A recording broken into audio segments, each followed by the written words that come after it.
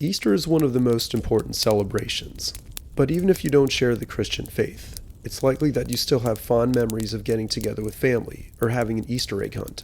Unfortunately, as with everything else, bad things can and do happen during that time. Here are 3 stories about just that. Story 1. This takes place about 20 years ago when I was a little kid, and it's still one of the scariest experiences of my entire life. I was about 4 or 5 at the time, and my parents took me and my little sister to a park for a big Easter egg hunt put on by our town. We lived in the suburbs, and overall our area was pretty nice. I don't recall crime being a real issue, but I was also a kid at the time, so I can't be sure. Anyway, me, my parents, and my sister, who I'll call Anna, showed up around 10 o'clock to the park. I remember there were a lot of people there, and my parents almost didn't find a parking spot. After we got out of our car, we walked over to where a large group of kids and people were congregating. Someone from the park started explaining about the Easter egg hunt, and a few parents had to stop their kids from immediately picking up eggs. I think the hunt was supposed to encompass the 2 playground areas and a couple trees and picnic tables in between them. Overall, I'd say it was only the size of a basketball court, but as a little kid, everything seemed bigger. Eventually, the person gave the go-ahead for us to start collecting eggs, and we all started running. I and some of the other older kids started running to the playground further away, which was designed for the younger kids. Our thinking was that the area would be less crowded and we'd have a better chance of getting eggs, and we were right. There were about 6 of us, and pretty soon our baskets were full. My parents had given Anna and I decently sized baskets, so I knew I'd take home a lot of candy. Just then, I noticed some more eggs, this time a bit further away from the playground. They also looked a bit different compared to the other eggs. Honestly, those should have been red flags, but as we were all around 5 years old, of course that didn't click. We just wanted more candy. My parents were both still with Anna near the other playground, while most of the other kids and parents were there as well. However, I was pretty sure that my parents were keeping their eye on me intermittently. I saw one of the other boys my age start to run towards the eggs that were further away, and not to be outdone, I ran after him. I'm not sure what his name was, but I'll call him Cody for this story. As we started to pick up the other eggs, we struck up a bit of a conversation. He told me he was here with his little brother, and I told him I had a little sister. We started joking and laughing and kept following this trail of Easter eggs. Around 3 sides of the playground were woods, while the other side had the parking lot and the road back to the main street. As Cody and I kept going, we started to move further into the woods, though we were still inside of the playgrounds. Soon thereafter, we had collected all the eggs and were looking around for more. That's when Cody and I spotted someone about 50 feet away. He was a large, overweight man, wearing a t-shirt and sweatpants. He was smiling and began walking towards us. Cody and I didn't know how to react, so we just stood there. When he came close to us, he introduced himself as Tom and asked us how we were enjoying the Easter egg hunt. I told him I had a lot of eggs, and he congratulated me, saying I did a great job. Tom, or whatever his real name was, told us that he worked for the park and that he had been trying to set out more eggs. He also told us that he had another bucket full of eggs that he hadn't used, and asked us if we just wanted to have it.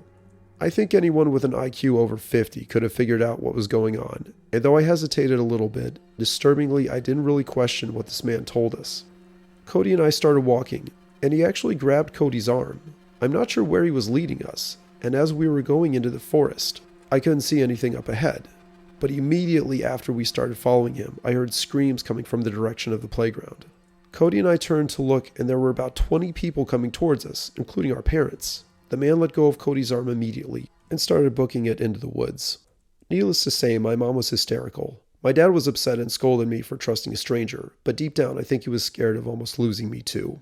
From what I remember, the police were called and almost all of the other kids and parents went home. To the best of my knowledge, that man was never caught, and I hope he never succeeded in kidnapping anyone.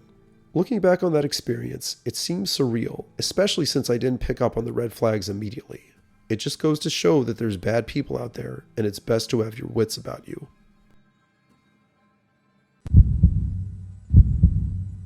Story 2. Every year our neighborhood would put on a big Easter egg hunt. Basically that meant that each of the neighbors was encouraged to hide a few eggs with candy in them somewhere in their yard on Easter morning so the kids could all walk around to find them. I'm pretty sure that probably seems strange, but we lived in a smaller, more close-knit neighborhood, and I'm pretty sure my parents were acquainted with almost everyone in it. However, after one particular Easter, that neighborhood stopped that tradition, and you're about to hear why. Cut to when I was around 8 years old. By that time I considered myself a bit old for hunting Easter eggs, but secretly I still really enjoyed it, and I also liked the candy. My parents and I went outside around 11 a.m., which was, I think, when the hunt unofficially started, to give people a chance to get back from church. I remember having a small bucket, and my parents told me to only get a few eggs at each location so that there'd be enough left over for everyone else. Since the houses in our neighborhood were relatively small, they might let me get a house or two away before they'd walk over to where I was. Needless to say, there was a lot of variability, with some houses putting out a lot of eggs and others not putting out any. It was kind of like Halloween, I would say, except without ringing doorbells and more kids wandering across the yards. After about 30 minutes or so, I was starting to get a bit bored. There were also a few more little kids around who were getting all the remaining eggs. Just as my parents and I started walking back to our block, I noticed a somewhat unusual egg. I say that for several reasons. First, it was larger, around the size of a tennis ball, and it was higher up in a tree instead of being near ground level. After we saw it, we walked over to it, and my dad reached up and got it. Our curiosity having been piqued, we opened it up, and then my mom screamed. Inside, there was what appeared to be a severed finger with a blood smear all around the inside of the egg. Immediately after that, my dad went up and rang the doorbell of the house whose tree the egg was in. One of our neighbors answered the door, and my dad told them what we just found. I think he knew these neighbors, and they weren't the kind of people to play a prank like this, so I don't think he suspected they were the ones that did it. The neighbor came outside with my dad, who showed him where the egg was. He also opened it again and showed our neighbor the finger. After that, I think the man went back inside his house and called the police. A few minutes later, the cops came over, and we basically just told them that we were walking by, saw the egg, and went over and got it. The police then started driving and walking around the neighborhood, looking for anyone suspicious and recommending that people return to their homes. We later found out that there were 2 other eggs in random locations. Each one also had a severed finger, and all of them turned out to be real. Unfortunately, the person who the finger belonged to, or the person who placed the eggs there, if it was by someone different, was never found. Looking back, I don't really consider that experience to be frightening, at least not to me. The neighborhood stopped having the Easter egg hunt, and as far as I can tell, nothing else even remotely that bizarre happened again. I still wonder why someone put those severed fingers there.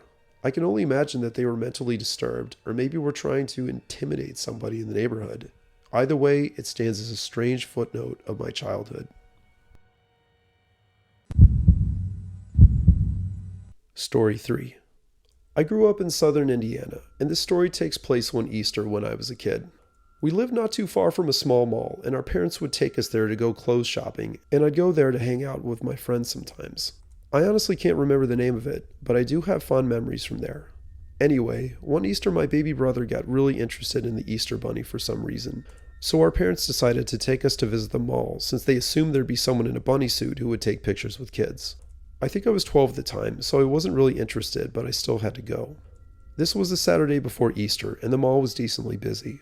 Like I said, it wasn't that big, so the inside wasn't packed. When we got inside, my parents started to look around for the Easter bunny.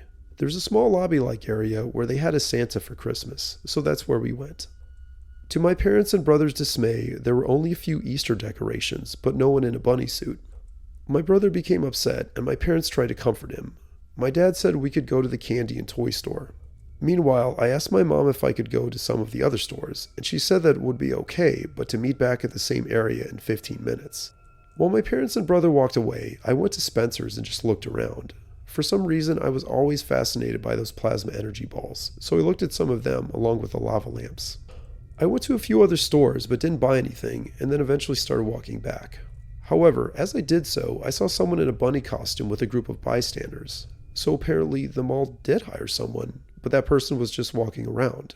I walked over to get a closer look, and as I expected, the person in the costume was giving high fives to the little kids and letting them take a picture with him.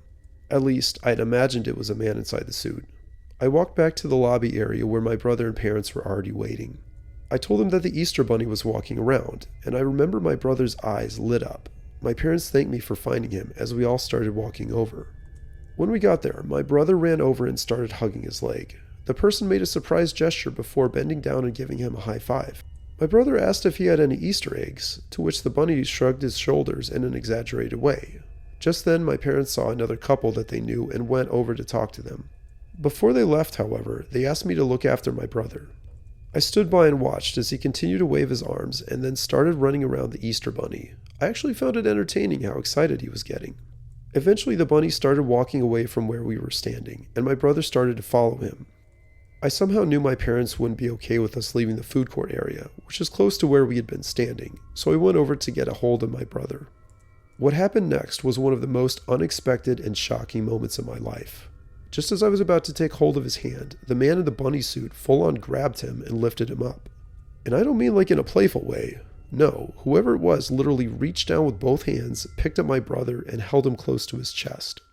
The person also started running, and this caused a scene. I ran after him too. The person made a beeline for one of the exits and actually managed to get through one set of the double doors before people caught up with him. I think there was a mall security guard as well as 2 other concerned strangers. The man quickly set my brother down as he tried to make a break for the parking lot, but thankfully he was caught.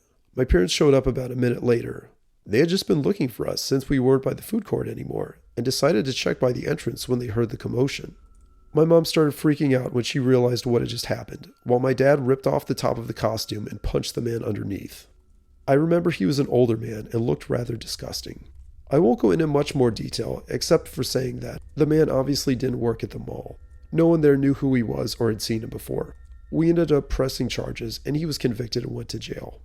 Something changed that day, and our mom hasn't been the same since. She became a lot more anxious, especially when I and eventually my brother left the house on the weekends to hang out with our friends. Whenever we would go out together, she was much more protective too. I don't blame her one bit, and it still freaks me out to know just how close we were to having my brother be kidnapped.